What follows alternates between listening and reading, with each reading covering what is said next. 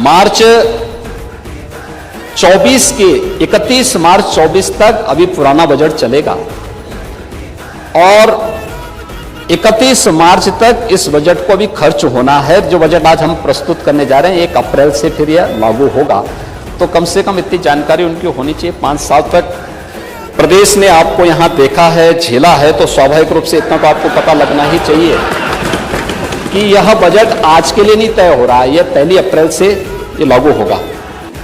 दूसरा, आजादी के अमृतकाल में और अमृत महोत्सव के अवसर पर भारत देश की 5th इकोनॉमी बना है। हर भारतवासी को गौरव की अनुभूति होनी चाहिए, लेकिन इस पे भी उनको आपत्ति है। यानी भारत, हमारा देश दुनिया की एक आर्थिक शक्ति बन रही है और उस ब्रिटेन को हम लोगों ने पछाड़ा है, जिस ब्रिटेन ने लगभग 200 वर्षों तक भारत पे शासन किया था, उसको पछाड़ करके भारत 5वीं बड़ी अर्थव्यवस्था बना।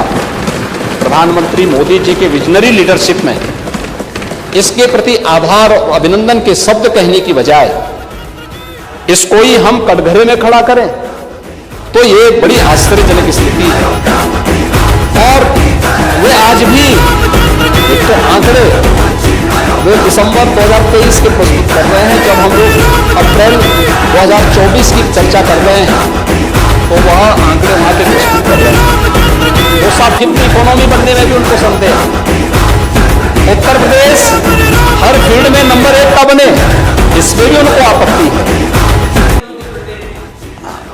ले चलो, आप अध्यक्ष जी के तो ऑफर को पहले ही डिनाई कर चुके हैं।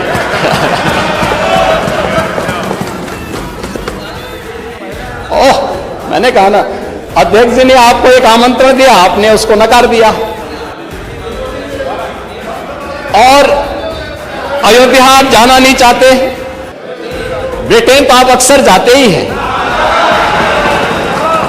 ब्रिटेन तो आप अक्सर जाते हैं, और आपके टिकट कौन बुक कराता है ये भी आपको पता है।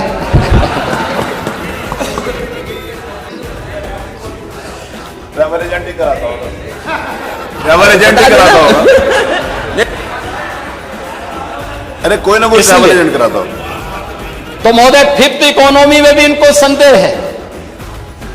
उस पर हर्ष और गौरव होने की बजाय देश की आर्थिक महाशक्ति बनने पर, और याद रखना जो मैंने पहले कहा, मोदी जी के ही नेतृत्व में अगले 3 वर्ष में भारत दुनिया की 3री बड़ी अर्थव्यवस्था भी बनेगा।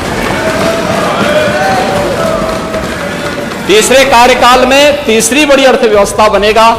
मुझे लगता है किसी को भी संदेह नहीं होना चाहिए, हर भारतवासी को गौरव की अनुभूति होनी चाहिए।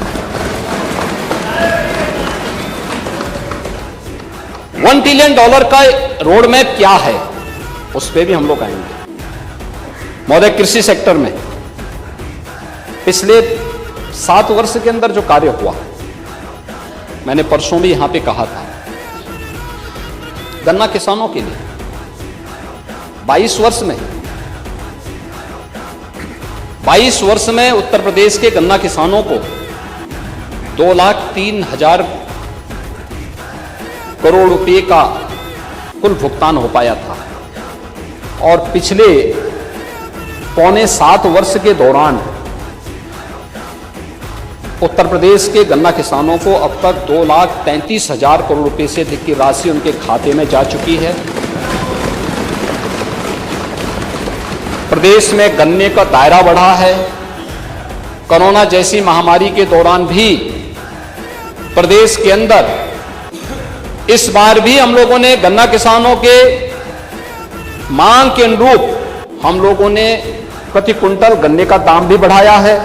और उत्तर प्रदेश पहला राज्य है जिसने कोरोना कालखंड में भी अपनी सभी चीनी मिलों को चलाया है, लगातार चला रहे हैं। यहां तक कि छपरौली की चीनी मिल, चौधरी साहब की कर्म भूमि की चीनी मिल थी।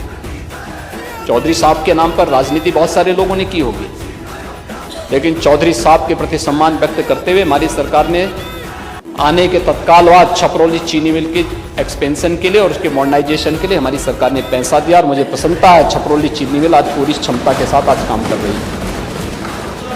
लगातार सरकार इस पे कार्य कर रही है।